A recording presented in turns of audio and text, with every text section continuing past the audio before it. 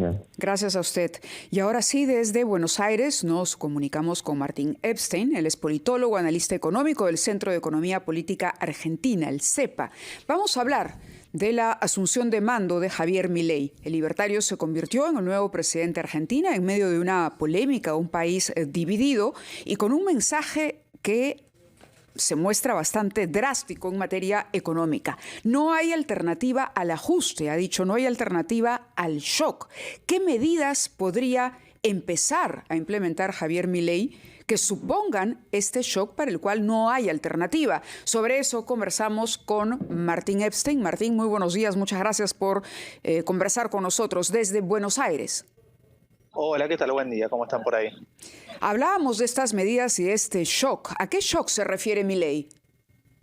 Bueno, Milei plantea un escenario, como bien decías, de único camino posible. Yo no coincido con esa lectura y partiendo de esa lectura sugiere que hay que hacer un ajuste muy drástico del gasto y de la economía. Y esto es más o menos lo mismo que intentar ponerle el freno de mano a la economía de manera muy vertiginosa, muy rápida. Esa doctrina de shock no es ni más ni menos que la que se aplicó en los 70 en toda Latinoamérica, bajo la idea de recortar la presencia del Estado en materia de regulaciones, y que se replicó en gran parte del continente también en la década del 90, y en algunos países todavía sigue imperando como modalidad, como forma general de entender la economía. Ahora bien, tiene una problemática estructural esencial, que es que la recesión que provoca esa doctrina de shock que propone Milei es una recesión de la cual no se sabe cuál es el grado de intensidad, la profundidad y el tiempo. Y entonces el efecto sobre la sociedad puede ser muy dramático en términos de empleo, en términos de ingreso, en términos de condiciones de vida. Bueno, como todo shock, sí. Él dijo que el peso de la reducción recaerá sobre el Estado y no sobre la sociedad ni las empresas. Y es el Estado el que deberá contribuir a esta reducción del 5% del gasto actual.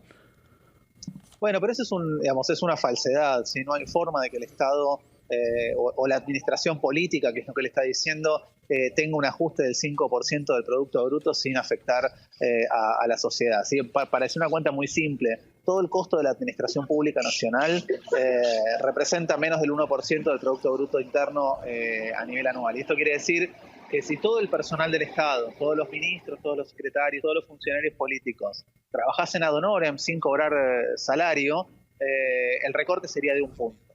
La única forma real de hacer un ajuste como el que plantea Milei es o bien haciendo un ajuste sobre el área social, y esto es sobre jubilaciones, pensiones, planes de asistencia social, todo tipo de beneficios para los sectores más vulnerables, o bien con una aceleración del ritmo inflacionario a niveles muy superiores a los que manejamos hoy, con salarios que queden muy retraídos, muy por detrás de ese índice inflacionario. ¿Sí? Con eso se provoca una recesión económica, ¿sí? El salario rinde menos y entonces la gente compra menos y por ende hay una contracción de la economía, y ahí tenés un resultado de una reducción del Producto Bruto. Digo, cualquiera de los dos escenarios no recae sobre lo que Milei denomina la casta política, sino que cae sobre la sociedad en su conjunto. De acuerdo. Martín, por favor, ¿podrías esperar unos minutos? Vamos a ir a la pausa, pero quisiéramos conversar también sobre las primeras declaraciones que ha hecho el ministro de Economía. Luis Caputo se ha referido a estos primeros anuncios y quisiéramos conocer, por ejemplo, la crítica que se ha hecho al empleo militante. Se vienen tiempos complejos. ¿Cómo traducir esas primeras declaraciones?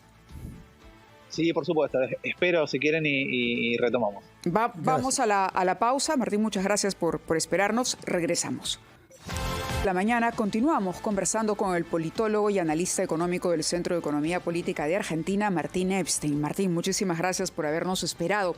Y estábamos anunciando que, se esperaba que el día de hoy el ministro de Economía, Luis Caputo, anunciara las primeras medidas económicas. Tenemos entendido que el vocero presidencial, el señor Manuel Adorni, ha aclarado que no habrá definiciones hasta mañana. Pero ¿cuáles serían esos primeros anuncios que haría el titular de la cartera de Economía, que es una de las 9, si no me equivoco, porque hasta ayer por la mañana leíamos, no sabíamos si serían 9 o 10 finalmente, pero una reducción clara del número de ministerios en Argentina?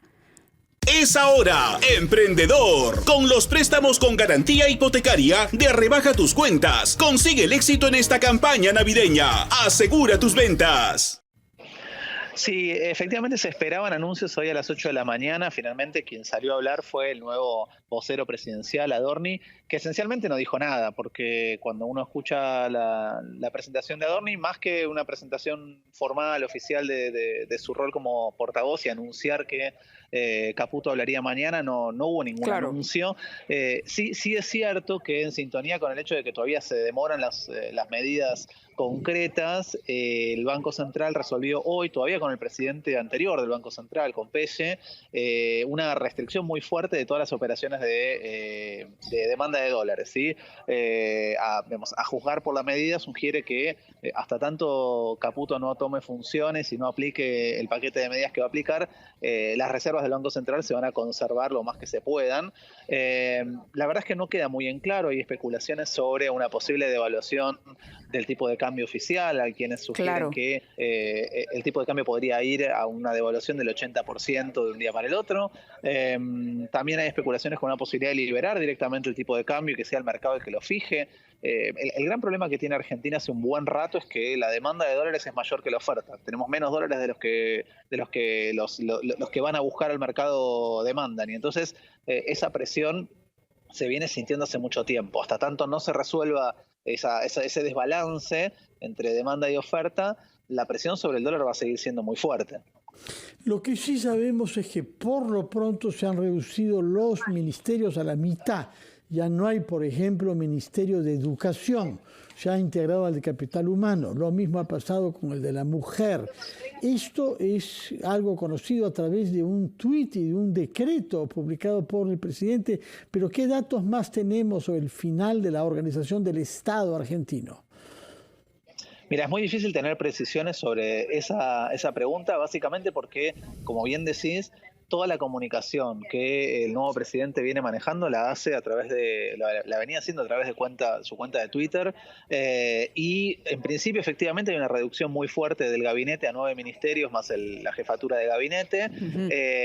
Hay muchas áreas del Estado que no se sabe dónde van a ir a parar, y más que la cuestión simbólica de si tenemos un área con rango ministerial o secretaría. O secretarías, claro.